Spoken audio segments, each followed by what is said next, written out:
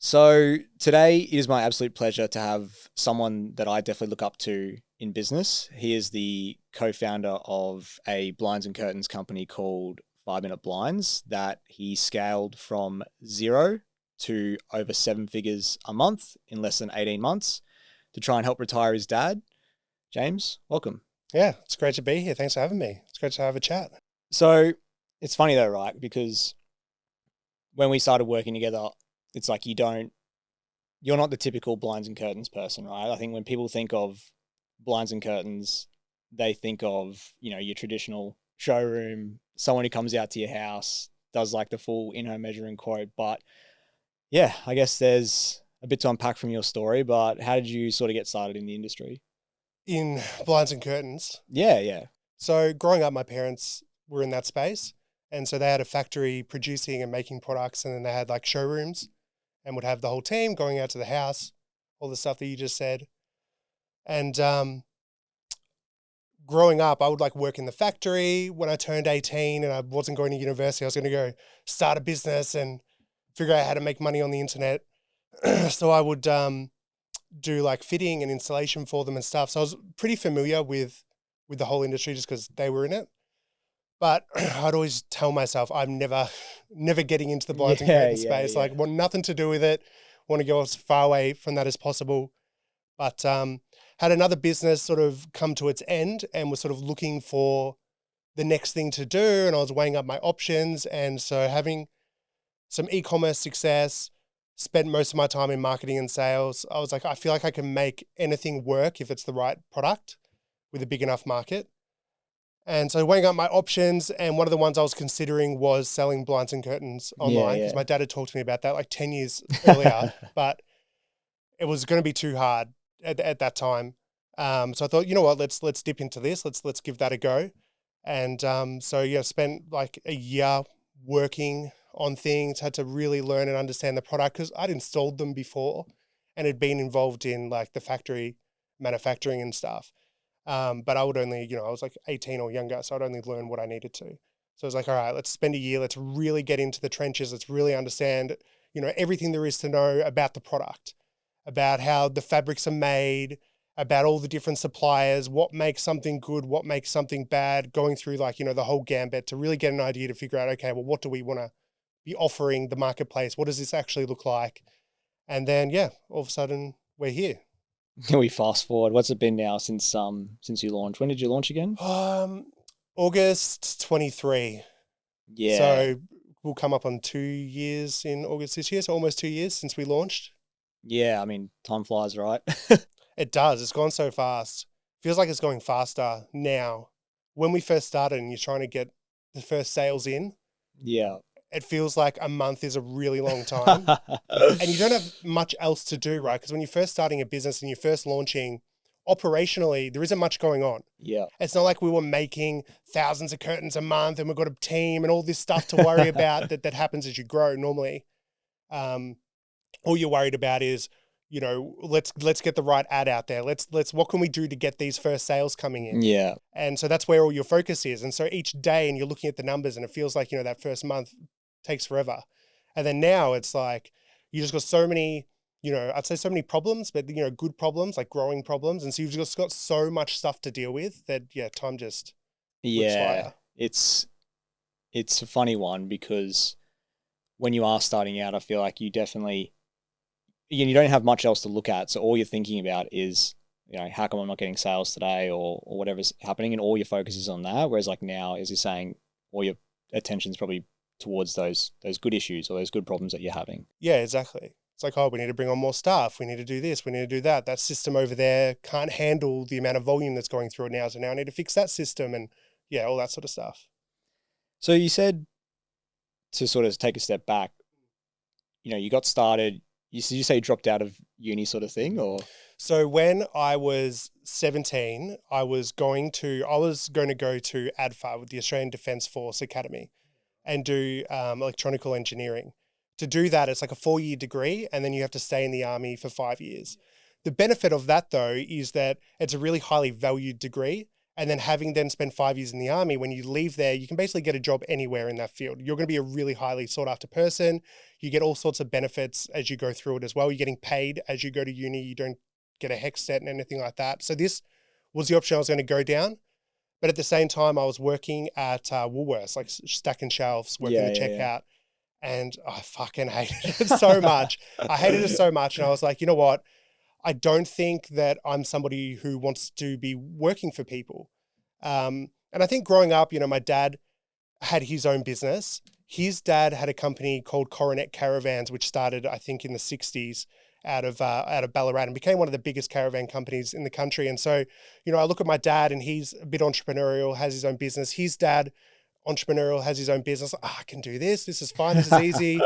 And I had a math tutor who happened to have an online business. And so he had like an info product about like golf. I think it was like something about the yips for like, you know, how to beat the yips and how to get better putts or something. It was like a training program. And he was making okay money from that at the time. And so when I used to go to these math tutoring things with him, we stopped talking about math and we started talking about, show me what you're doing in your business. Show me how many sales you made today. How are you marketing this? And so he put me onto a heap of like courses kind of thing, like information, gave me a heap of books, people like Dan Kennedy and Jay Abraham, he put me onto. And so I started consuming all of this information. And so I was like, you know what? I think I want to go down this path. Fuck uni. I'm sure if I spend, you know, if I go to uni, this is my thinking back then. Right? It's a bit different to what it is now. But I was thinking if I go to uni, I'm going to be, you know, I decided not to do like the ad for stuff. I'll go to uni, maybe I could do business because that's what I really want to be doing. But if I go to uni, I'm going to be learning from some guy who's not even in business because otherwise what's he doing at university? I don't know if that's true or not, but that's what I thought. And so I was like, I feel like in 4 years, if I just trial and error stuff and like make sure I'm hanging around with people who are doing cool things, that I'll be able to figure it out.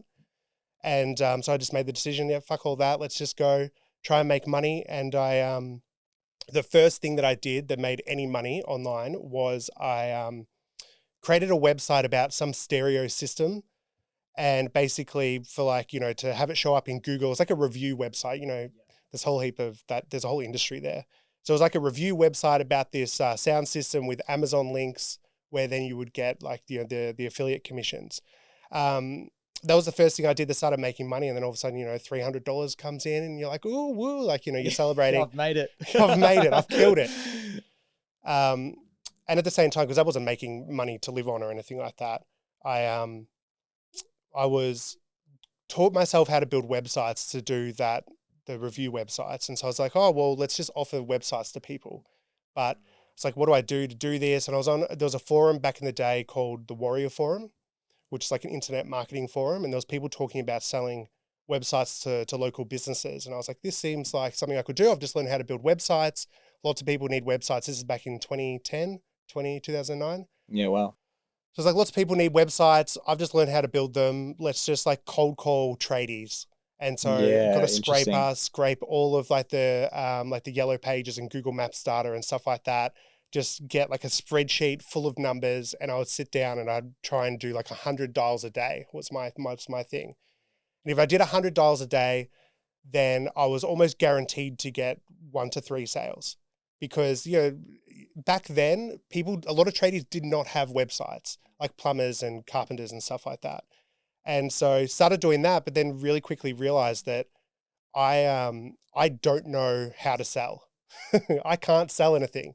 So realizing that, fuck, I'm struggling to do sales. I didn't understand sales, didn't know anything about it. And I saw this Facebook ad pop up about this sales training event up on the Gold Coast. So I was like, cool, this looks interesting. And I entered my details. And then like a couple of days later, I get a call from a guy. And so this guy calls, his name was Gulliver. And he had like a moniker, which was Thor, the sales warlord. Like, that's what he like described it. That's what he went at. It was like a character that he had created. So I jump on a call with this guy, and he had a very consultative sales process. So he asked lots of questions, finds out about where I'm at, what I'm doing, and all of that. And I thought to myself, fuck, this is the best salesperson I've ever heard in my life. Like, this guy was just so good. I was like, there's something about this guy. I just want to give him all the money that I have, and I feel like things will work out. He's so good. So I didn't have enough money to even buy a ticket to the event. I think I put $100 down, and I said, I'll figure out how to get the rest of it. And he helped me come up with a plan to do some slightly better sales to make that cash. And then within a week, they put up a post saying basically they're looking for a sales intern. Mm. So I like contacted them the second that I saw it, said, hey, I'll come up tomorrow. Let's do this. And so they called me, we had a quick chat. And then like that day I was on a plane. Yeah, And wow. so I think I just turned 19. Yeah. And so my parents were away. I think they were in Bali or something like that. And so they came back and I was just gone, moved up to the Gold Coast, moved in with these people, Gulliver, who I just spoke to on the phone a week ago. I don't know, from a bar of soap, ended up in their house, and Yeah, they're got right. the sales training of a lifetime. Some of that's gone now, like, because you just lose things. Like, Yeah, it's like a yeah. muscle, right? If you're not using it, but got the sales training of a lifetime. It was absolutely incredible. And so worked with them for like maybe a year or so, a bit over a year. During that time, I had met a bunch of people. This opened up the doors to like great networking, because they were dealing with business owners all the time. I was on the phone every day dealing with business owners, selling them sales training. And so just learning so much, absorbing all of this information. They took me over to America to go to a couple of marketing events. And so I just like got the door sort of open for me a little bit there. And through all of this, met lots of different people.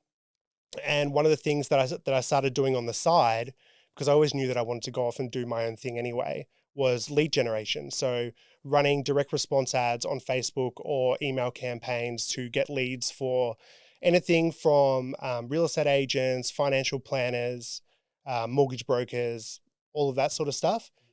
And this guy came through my lead funnel who I jumped on the phone with, and he's like, doing what I was doing, like this lead generation stuff, but on a scale that was gigantic, like working with Metricon Homes and all of these really big companies, doing really incredible things. And he just needed someone to help come in and improve his landing pages, write better copy, just like do different split tests, try and beat the control, that sort of stuff. And he saw my ads and my lead generation stuff. I was like, cool, do you want to come do some of this stuff for me? And then like from there, it was just like, working on all sorts of campaigns, seeing how all this sort of stuff worked from a marketing side, and then very quickly transitioned into doing sales with him as well. And so I left like, the people I was doing the internship with, now I've got a sales role. Now I'm building up the sales team, still dealing with lots of marketing stuff. And then from there, I probably had like 4 or 5 different businesses. Was doing sales consulting at one stage where we had just about 10 companies and with their salespeople, which probably was about 30 or 40 salespeople. And so we would like listen to their calls and give them feedback and run competitions and do lots of training with them where, all these salespeople could jump on and listen to a call, even if it wasn't from their company, Yeah. but then we would be critiquing it and going through how certain objections could have been handled better and stuff like that. Mm. That was really fun. Another company we had was, but I say that was fun, but it also had lots of problems as well, because you can't control what sort of leads these companies were getting for their salespeople and other issues that they have as well. Like sometimes you really want to be able to help people, but they've got problems that are separate from what you are actually able to solve, if that makes sense. Like even if we do this job amazingly perfect, which you can't get, but even if we do this perfectly, you've got these other issues over here that are, got to limit what you can get out of it. Like you would know, for example, if somebody came to you to run Facebook ads, and do campaigns for them, if they've got a shit offer, a shit product, shit brand, shit things that you can't help with, you can give them advice and feedback and stuff like that, but you can only advertise and market something that already has some sort of value or worth in the first place that maybe there's desire for and stuff like that. So if someone comes to you with something that's not going to work, there's not much you can do, right? Yeah, I guess it's like trying to push a rock up a hill or a stone up a hill, right? And exactly. I think, business is an umbrella term for a lot of things. So if you don't have all those other things in place, we're only really one piece of the puzzle, which is what it sounds like you were doing at the time. Yeah, exactly. That's interesting because obviously we've had a bit of a chat before about bits and pieces, how you were, in doing a call center type thing up in Brisbane. Was that part of it, or? So one of the next things that happened after the sales consulting stuff, which was still ongoing, but a lot of these people had problems where they were generating lots and lots of leads, but the step was booking them into appointments, was what they were struggling with. And they might have had salespeople that were good at long conversations, like if they're having like the proper consultation with someone, which might go for an hour, they were really good. But when you got to sit there and call 100 leads to book them into appointments, and you'd have appointment setters that they would hire, and we'd be trying to train them, and it was a nightmare. So we set up a call center using people from the Philippines, because obviously the labor's a lot cheaper. You can punch through way more leads and have the actual costs of that operation of the business of getting the appointment booked be a lot cheaper. So we started doing that. And so we started bringing on people from the Philippines and doing lots of training with them, and then getting them, basically they would smash through, call these leads and get lots of stuff booked in. And so we're doing that for a while, which was great. We're living in Bali, myself and my wife, Jane. So we got to live in Bali and just have a good time. And that business was sort of ticking along, but it wasn't an enjoyable business. It wasn't something that I enjoyed. It's just sort of where I found myself as as all the dominoes fell, you sort of look for the next opportunity. And sometimes it's the opportunity that's closest to you is more of an extension of what you were doing, if that makes sense. So during all of this, Jane and I decided that what we would prefer to do is have a business ourselves that we're working on, rather than helping other people improve their businesses. Yeah. So we were actually looking at buying a business, and we're looking at buying, funnily enough, a cafe, which we thought we could do something with. Hindsight, I'm so glad I didn't. Was there any reason, or you just... Any reason why I'm glad why that we didn't? Yeah. Yes, we had found a place. We had negotiated with the owner. We were going to do a chattel sale. We were basically getting about $70,000 or $80,000 worth of equipment for about $8,000, I think, taking over the lease. He needed to leave the country and go somewhere else. So it was a great opportunity. About to sign the contract, and news reports of COVID started coming in. So this is in early 2020, late 2019 or early 2020. Things of like news reports of COVID started coming in. I thought, oh, let's just hold off on this. And then a week later, there was a lockdown. Yeah. And so we were like, oh, let's. This obviously isn't the right thing to do, which is relatively good for us, because had we have signed the contract a week earlier and actually like bought this thing, then we would have been fucked, because then all of a sudden we were in lockdown in Melbourne for 2 years, and that business would have made no money. Not that it was an expensive thing to get into for us, because we'd negotiated such a good deal, but we would have been stuck with a lease and all these bills and all this stuff that we couldn't monetize at all. Yeah. And I think to your point about the opportunities that are in front of you at that point, having the cafe, you probably wouldn't be able to get out of it either, because no one else would have taken that off your hands. It's like you probably would have committed yourself more to that cafe because it's the opportunity that's in front of you. It's like the sunk cost fallacy sort of starts to creep in a little bit, right? So obviously you're sort of working with in your parents' business with the blinds and curtains when you're a lot younger. You had some businesses overseas. And then your dad sort of pitched the idea to you 10, 15 years earlier.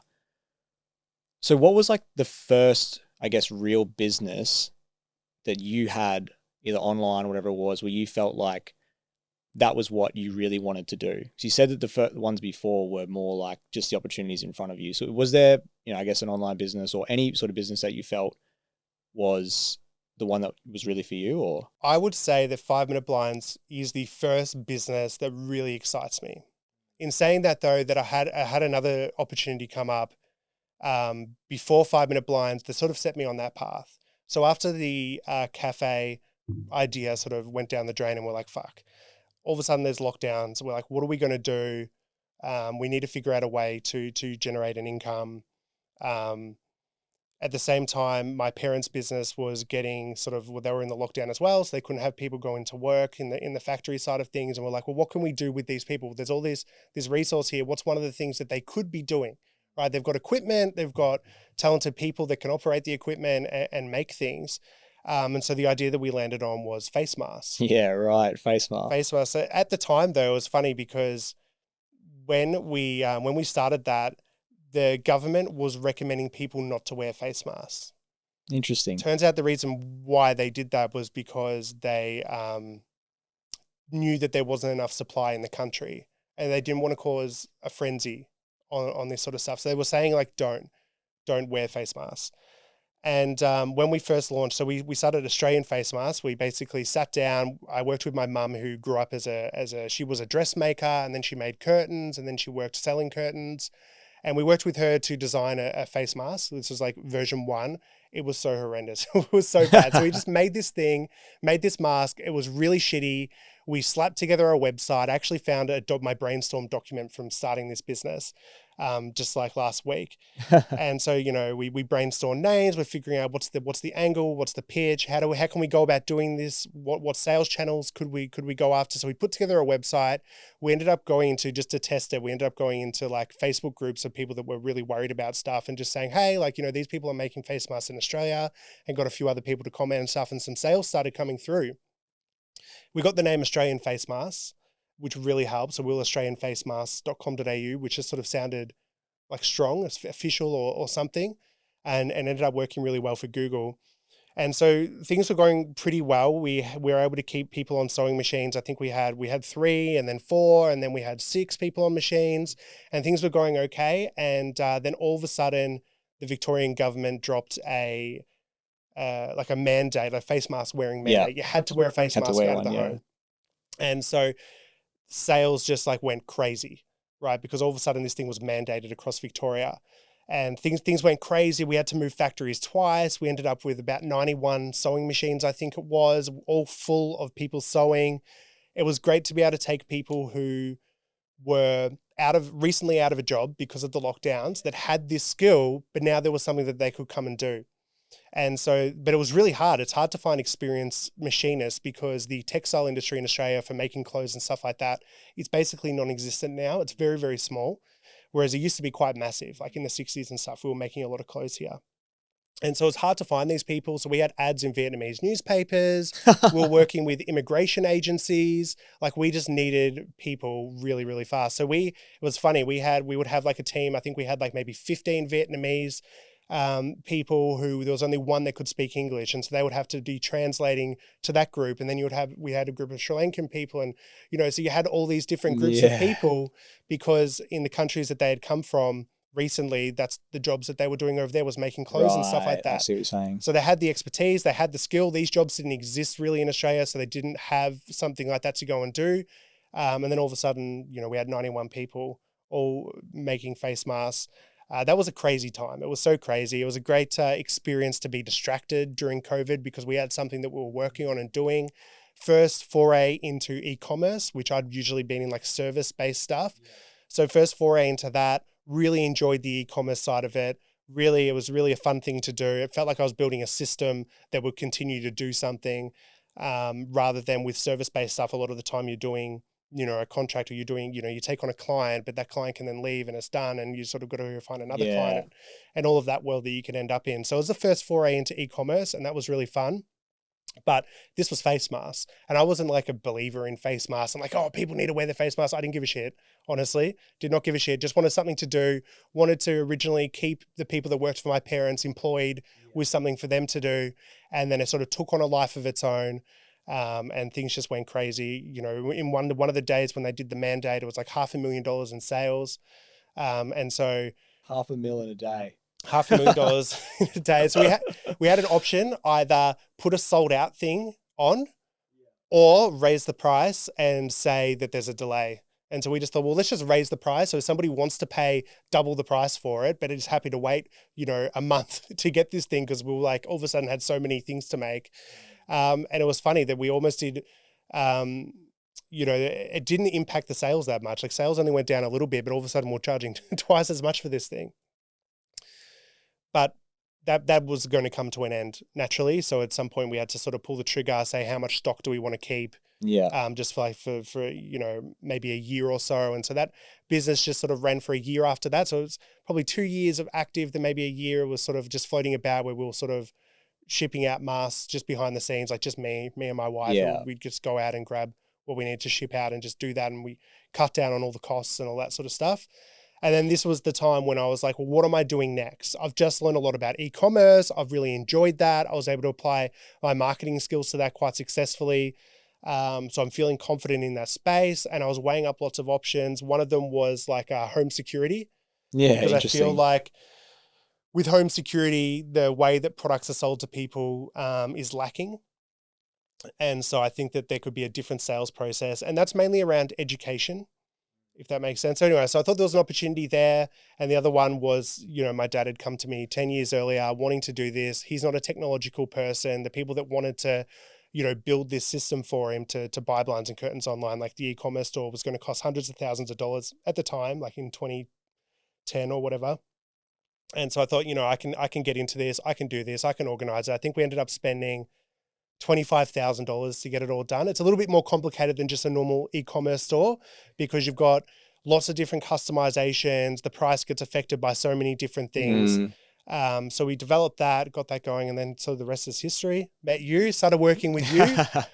Yeah, it's funny because I was talking to someone the other day and they're sort of asking how we met, or I might have been telling them about, us speaking this morning, and I was like, you know what, we actually just met in a Facebook group. A random, I think you posted in like a Facebook group and I messaged you at the time, and yeah, it was sort of like a funny way to get started because yeah, like I normally don't do that, right? So normally Mm-hmm. we would get leads, whatever it is, but it was a weird sort of I wrote a good Wednesday post. afternoon or something like that. Yeah, you wrote a good post and yeah, sort of the rest is history, I guess. And I guess you probably wouldn't like working with startups that often either, because there's so many unknowns. Will the offer work? Will any of this work with this startup? It's not been tested. Nothing's been tried yet. Like, do you normally like to work with startups? Normally, no, obviously, because as you said at the start, right, there's so much that's unknown and marketing and ads and all that is really only like a multiplier or an Mm-hmm. amplifier. Exactly right. So the more that you have behind you, the more you can amplify it.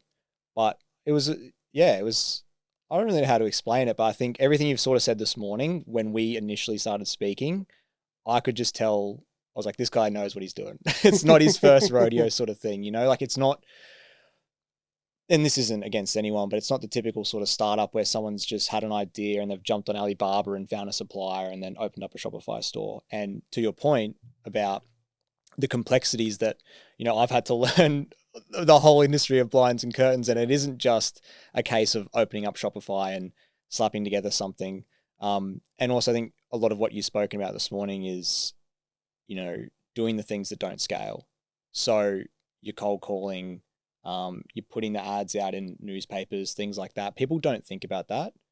Like when they have problems in their business, especially when they are smaller, they tend to think, look at their competitors or look what other people are doing and go, cool, I need to solve this problem, I need to do what my competitors are doing that are 100 times the size of me. Yeah. But it's never going to work for them. Mm-hmm. So, and the same thing comes with ads, your website, whatever it might be. So when you are in those smaller stages, like figuring it out, yeah, it is, I guess, more about doing those things that don't scale before you run ads or Exactly. get excited about whatever's video you've watched on YouTube and then try and apply the same thing to your business. Exactly. Like one of the first things that we had to do, we had no content. Right. Finding like this is strangely enough, it's a harder product to get good content for, because you need the product installed in a home, and it needs to be a good looking home. And you often want to show, because we're offering a DIY product, right, where our customers install it themselves. We want to be able to show this and show what it actually looks like in the space. And it was like, oh, okay, God, how do we organize this? Because if we want to run any sort of ads or do any marketing, we need this stuff to be able to show what the product looks like. I didn't have the right home for it. And so the first thing that I did was I reached out to somebody who I'd been connected with that runs a group called like Real Estate and Profit, or I'm forgetting the name, Belinda something. And basically what they do is they help people like with house flipping and stuff like that. So I reached out to her and I said, just like, hey, like, I'm just starting this, blinds and curtains. We basically gave away product for free. We're like, do you have any people that are finishing flipping a home, just so I could go through that process with people, right? Of like Yes, the right. sales process, right? Of like, what are the decisions that they go through? What are their concerns? What are the things they're thinking about? Yes, the online store, people can go and just purchase themselves, right? But unless you really understand the customer and actually what they're going through and what their decision-making process is like and what their concerns are, it's impossible to figure out how do you get the message, how do you get the right experience for that person. And so, we'll just reach out, and this was very, very one-on-one. We're shipping people this product that we've really worked them through. We didn't have measuring instructions or installation instructions. So like you say, this isn't a scalable thing, but it was sort of what we had to do to sort of learn, get more information, fine tune stuff. We got some nice photos and some content so that we could actually do some ads and stuff like that. And so none of this stuff is scalable, but it's stuff that you sort of have to do to get started. And then once you've got the ball rolling and you've got momentum, more scalable opportunities open the door for you. Like right now, we know what our conversion rate is. We know what our average order value is. We know these things, and we can make really wise decisions about where to go next. What sort of response would we need from different sales channels for this to make sense?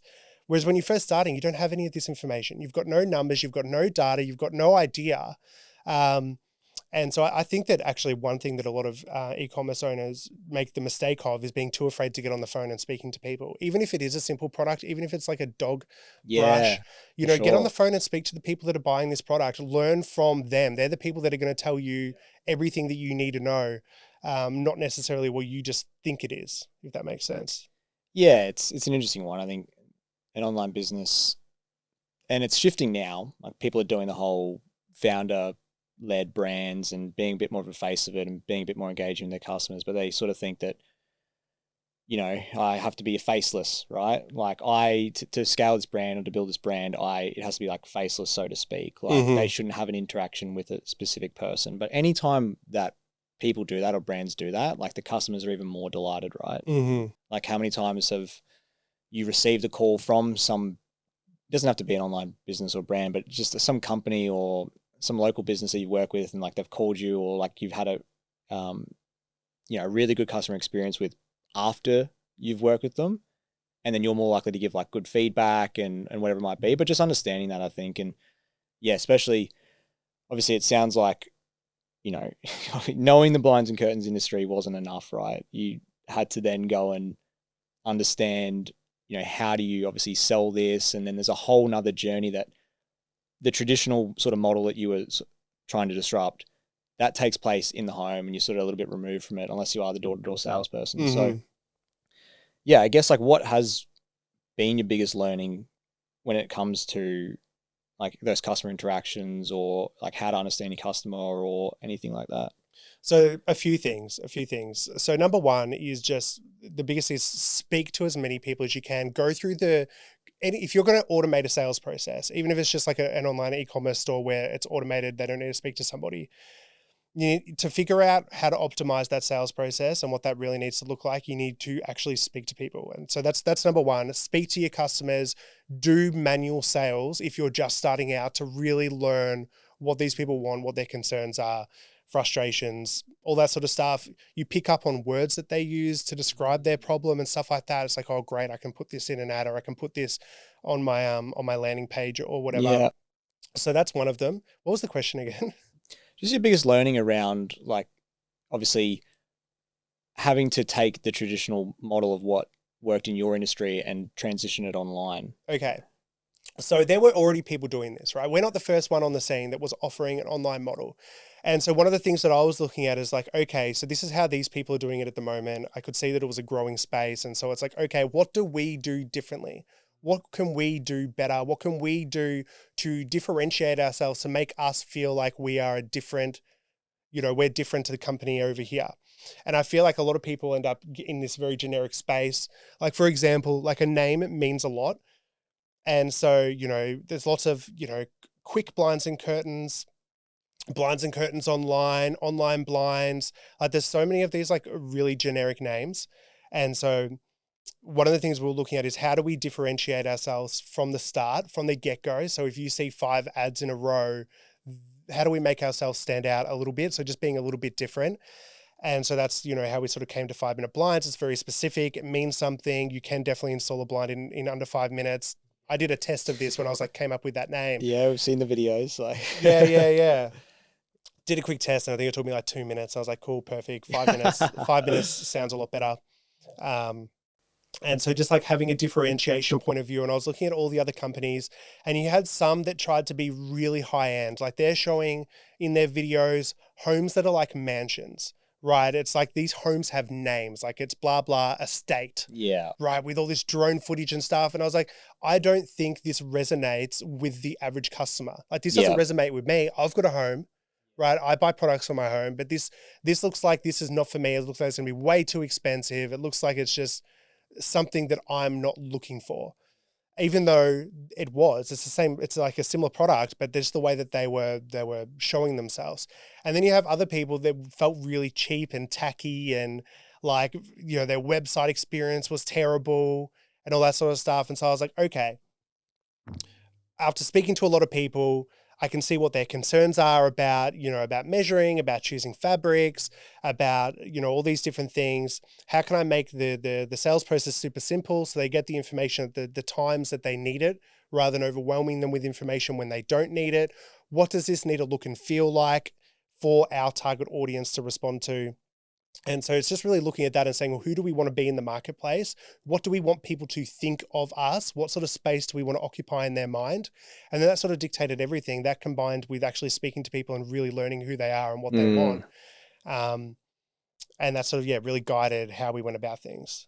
Yeah, that makes sense. And I guess, was there a tipping point or like a point after you started? Because you said, you know, when you're first starting, it's a bit like, oh, like where are the sales coming from? Everything's sort of a bit up in the air. Was there a certain point, I guess, when you realized, oh shit, this could actually be a real business, or like, oh shit, this is actually starting to work, and you were like really sort of being like, oh wow, we could really start to scale this thing up?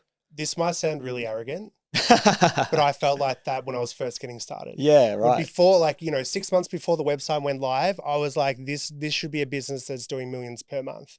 Like, that's where we're going to get to. I had a lot of confidence in that. A lot of the times it's just a trial and error thing. I know that the marketplace is doing sales in these sort of realms. Like the biggest competitor got valued at $100 million. And I'm looking at what they're doing. I'm looking at their marketing. I'm looking at their ads on like Facebook and stuff like that. I was like, none of these guys are breaking, you know, they're not breaking out of anything here. Yeah. The way that they're carrying themselves, Google ads, I'm looking at keyword research, how competitive is it to rank organically on Google, looking at all this stuff. And I'm like, no one is even scratching the surface here of what can really be done marketing wise. And if this company's worth $100 million and they've got marketing that looks like this, then there is an opportunity to be way more innovative on the way that we're selling this product. So I was very, very confident. In saying that though, you do get started and you're thinking, you know, when will the sales really start to pop? Yeah. And so we started in August, right? Yeah. And I think in that end of 2023, I think we might have done $30,000 in one of those months. And at $30,000, it was profitable.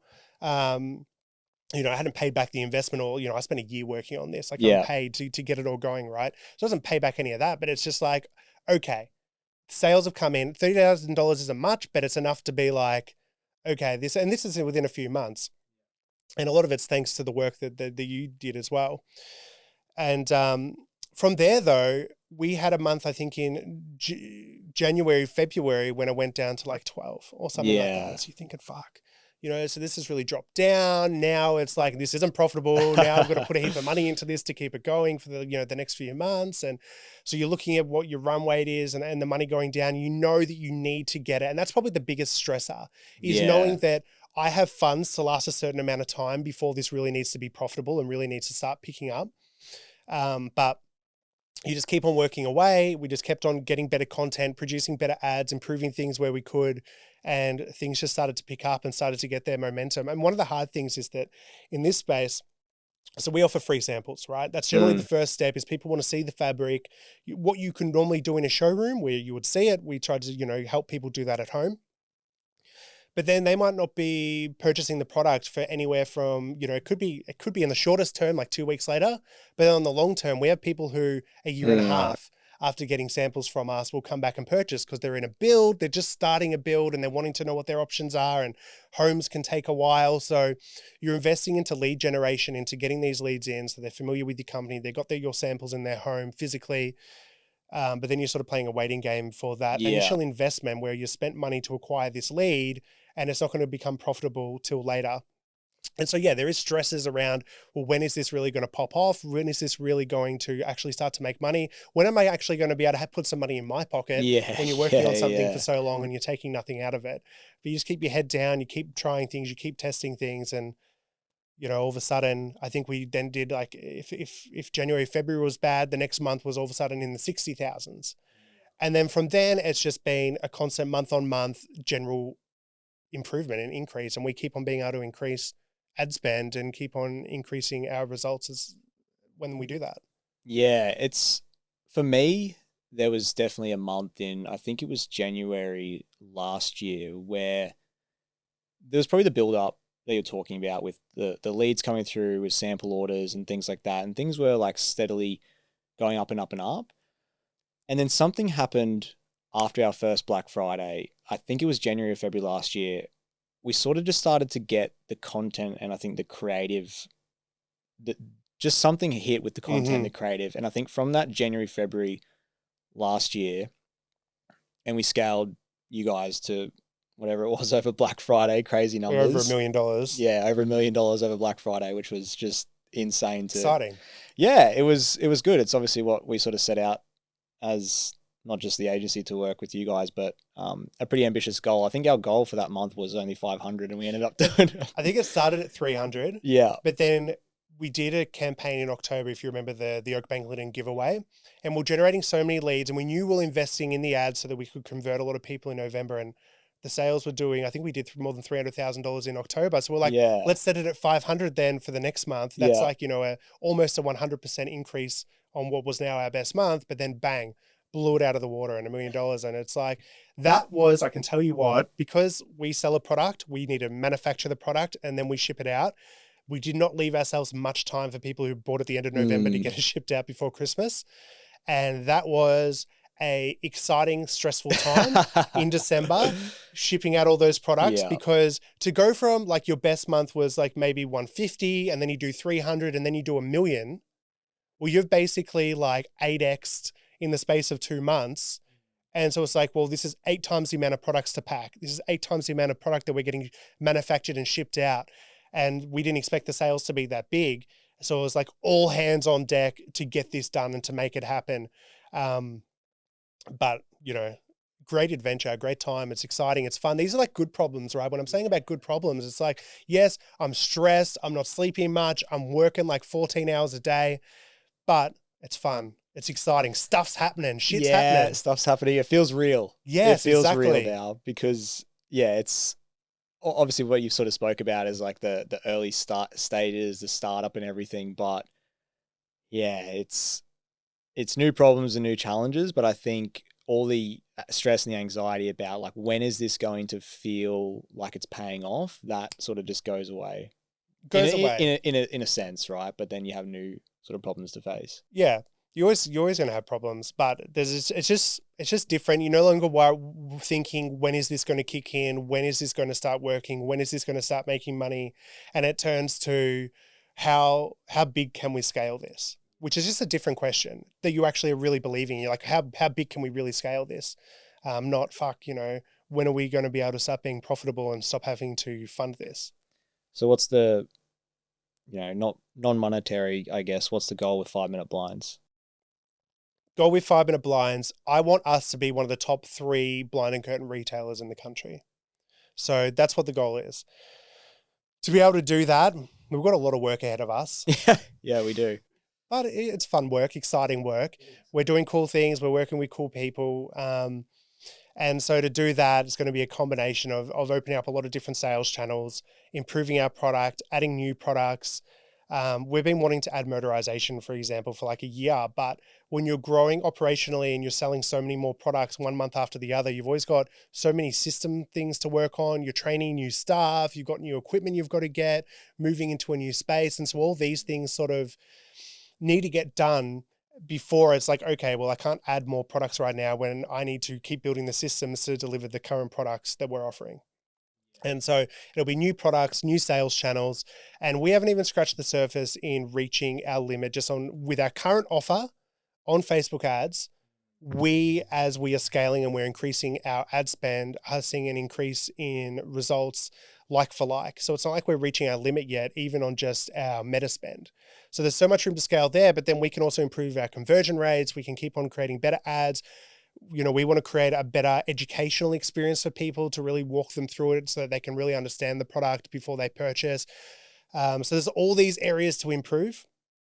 I want to be one of the top 3 in the space. I don't know what sort of revenue that would look like, but I think it would be, $30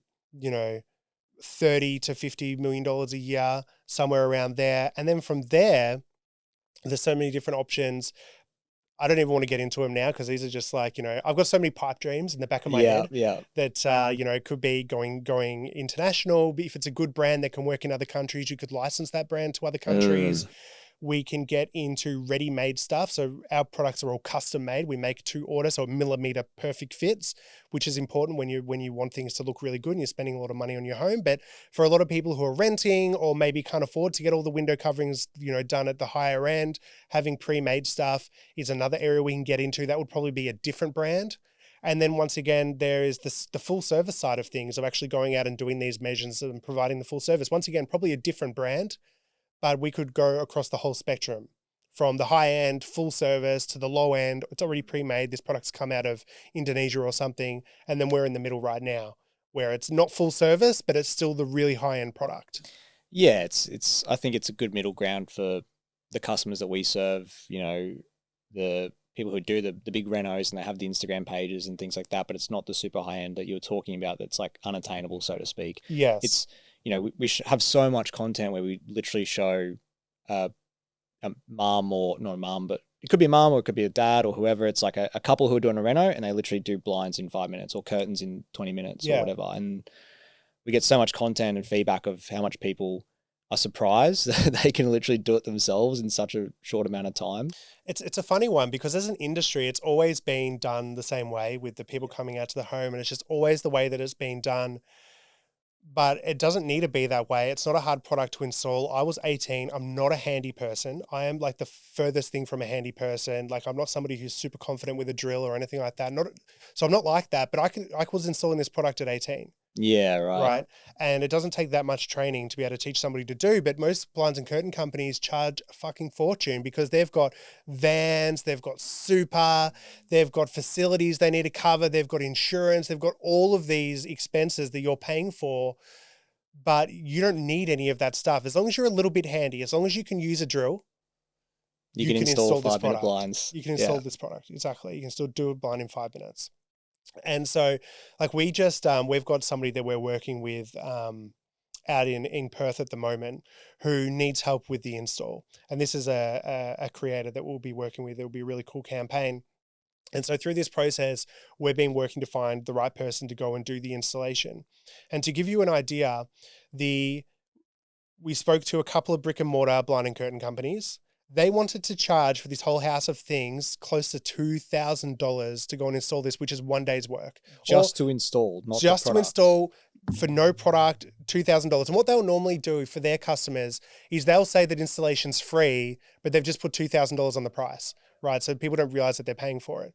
But then we're able to find somebody else who's a local handyman who's installed the product before, and it was, I think, $320, right? Yeah, so I think that just shows like not only in your industry, but you even talk about the home security installation, like any industry that's like the incumbents where that's just the way we've always done things are ripe for industry, ripe for disruption, right? Absolutely. On the extreme scale, it's like you look at SpaceX and Elon Musk, like why does a rocket cost $20 million? It's like everyone kind of takes their cut, right? Yeah. So yeah, I think to anyone out there who is sort of thinking about, you don't have to try and reinvent the wheel either. It's like, what's just a better way of doing something that people have just always done that way? The question I would be asking is there another way to buy this product? What way would I prefer to buy this product? So for example, like a lot of people don't like car dealerships, right? Going in, buying a car on the lot, dealing with the person, you've got to negotiate. You know that they're going to try and rip you off for as much as they can. It's known going in that this is what the relationship is like, and you're going to have to negotiate with them, and it's an uncomfortable experience. So it's like, I look at these things and it's like, well, what way would I want to buy this product, right? Whatever industry you're in, whatever space you're in, what is my preferred way? If I can maybe do it from home and just have stuff come in, whatever it is, like in the US, just on the car dealership thing, I didn't know this until a couple of years ago, but they've got like mandated laws where you cannot sell new cars outside of a dealership. Yeah, Right. right. It's like a monopoly that the car dealership industry got together, the car dealer union or whatever, lobbied and got laws passed. I don't know exactly how it works in Australia, but it's like you cannot sell a new car. Like Tesla, I think, wanted to sell online. So you could just go on their website and buy it, but they have to have an actual physical building where you're going to end up going into. Which is just crazy. That those laws might have changed in the last couple of years. This is a few years ago that was the case. But so the question is there a better way to buy this product than the way it's done now, particularly in spaces that have been around for a long time and people have bought this product this way for a long time? A few things that come into the top of my head of people that have done this successfully. There's plenty of tailors online now who will teach you how to take your measurements of your shoulder width and your chest and your waist and all this sort of stuff. So you can just send in what the measurements are and get a tailored suit or clothing just made without you having to go in and go through the process, which it is nice to go and get tailored made clothes. You sit down in a nice space and they bring you a drink. Yeah. It is a good experience. Anyway, there was another thing that I just had on the top of my head. Oh, like better health. You look at like psychological health. They're just sort of saying, well, how can we change the way that people are getting this sort of help?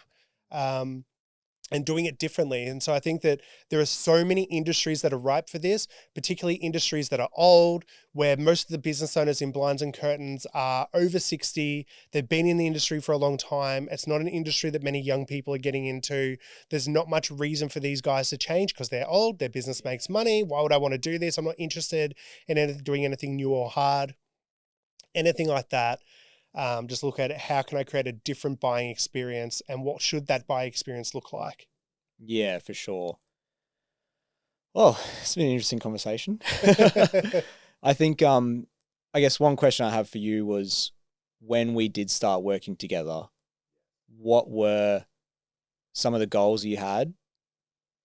I guess what have we been able to achieve together? And was there anything that really stood out in us working together for the last 2 years since 2023 that you really enjoyed? There's plenty. So when I was first looking for somebody to help us with our Facebook ads, this is something that I've run Facebook ads before, right? I could maybe go in there and do it myself. I knew that I didn't want to. I was looking for somebody who just had the right skill sets, understood the brief, understood the mission, understood what we were trying to do. So, I posted everywhere. I was like talking to lots and lots of people. I think I probably spoke to like 10 people about this. When we had the conversation and we jumped on a call, I felt like we were a good fit. I can't remember exactly why, but as we were talking about things, like I knew that Facebook ads can't solve a bad offer. They can't solve a bad product, bad messaging. Like, ads aren't going to solve any of these things, a website that doesn't convert, whatever. And so when we were having a conversation about this and we were talking about just marketing in general, and I felt just a bit of a click. I felt like we were operating on a pretty similar wavelength. And so it just made sense. Obviously, if you remember, my biggest concern was just like we need good content for ads, right? And we had a couple of bits of content, but it wasn't great. And so our first ads were okay. But what you were able to help me do, because I couldn't see through the steps of getting this content from people, as I told you, I'd worked for free and done some free stuff, but they didn't produce great content or great photos because they weren't content creators. They were people who were flipping houses. And so a lot of their content wasn't really what we needed. And you were able to help me just on that first call, help me see a clear picture of, and this is an example of you helping solve a problem, which isn't necessarily your problem to solve, but you helped me look at that. Okay, how should this process look in getting this? And I think the first great piece of content we had come in was from Alicia, who had a really wide white curtain. I remember that was the one in the January that exploded. Yeah. And that one good ad, you guys created some great edits of that and tested a few different things with some great copy and things just started to work from there. And since then, the experience has been great because I've been so busy. And as you know, like sometimes like I just won't jump on our meetings, right? We have a meeting every 2 weeks and sometimes I'm just like 10 minutes before I'm like, sorry, mate, like I can't make this because we are growing so fast and there's so much stuff going on. But it's been great to work with you because you've gotten the brief, you understood exactly what we needed, and you've been able to fill all the holes that we couldn't do ourselves. So the way that you guys are creating ads, You guys will edit all of our content together. We're able to put all the content in a folder. We'll have conversations about what direction and what messaging. You guys will come up with ideas. We'll come up with ideas. And I know that you guys are getting it done. I look in our Facebook ad account like once a month. Crazy, right? Yeah, but I know yeah. how much we're spending. Yeah. I know how much sales we're getting. I know how many leads we're getting, like sample orders we're getting. That's all I need to know. So I don't even look in there. I've got so much confidence that you guys are doing what you need to do, that it allows me to then focus on all the other areas of the business that desperately need work. Yeah. And so that's like what's I find really great about this is the level of confidence and trust to be able to compartmentalize everything to do with ads and be able to focus my mind on all the other areas of the business that need my attention. And you guys have just fucking nailed it. You guys keep producing awesome ads that work really well. When we first started, nobody was doing any UGC ads. No one was doing UGC for blinds and curtains. That might have been when our first conversation, one of the things we maybe mainly spoke about UGC stuff, about how no one's doing this and all the opportunity that was there. And you're the first guy that I spoke to out of all the people I spoke to that got that could see it. They could see the hole in the marketplace and what was needed. And then things just went gangbusters. And like, there's always a different constraint in the business. I really operate off, there's a book called The Theory of Constraints by a guy named Elihu Goldratt. This is a guy who developed a system, worked with lots of car manufacturers like Honda and stuff like that to improve their manufacturing process. And essentially the concept goes like this.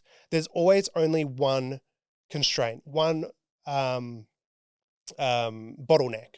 where this bottleneck is small. There might be other ones, but this one's the one that's restricting the flow the most. And you could improve another bottleneck and open up how much can flow through, but nothing's going to change because there's something else that's limiting it further, right? It's like having a kink in the hose.